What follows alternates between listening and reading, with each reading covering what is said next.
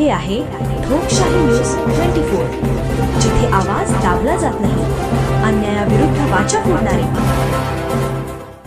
शेतीतील motor pump व copper cable चोरीचा पर्दाफाश, 3 आरोपी ताब्यात, मोठा मुद्देमाल जप्त.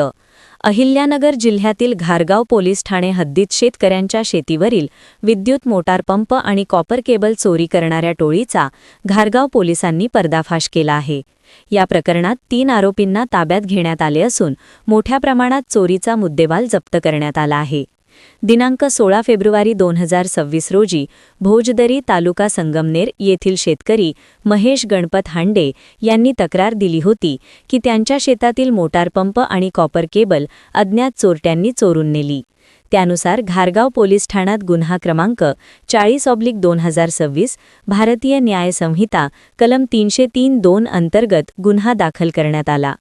तपासादरम्यान गुप्त बातमीदार व तांत्रिक तपासाच्या आधारे किशोर काळे, सागर काळे आणि अनिल काळे राहणार बाळंद्री, तालुका संगमनेर या तिघांना पोलिसांनी ताब्यात घेतले. चौकशीदरम्यान आरोपींनी घारगाव पोलीस ठाणे हद्दीत अनेक चोऱ्या केल्याची कबुली दिली. पोलीस तपासात विविध गुन्ह्यांतील 5 HP व 2.5 HPचे अनेक इलेक्ट्रिक मोटार पंप, शेकडो फूट कॉपर केबल, LED TV तसेच ट्रॅक्टरची बॅटरी असा मोठा मुद्देमाल हस्तगत करण्यात आला. हा मुद्देमाल विविध शेतकऱ्यांकडून जप्त करण्यात आला आहे.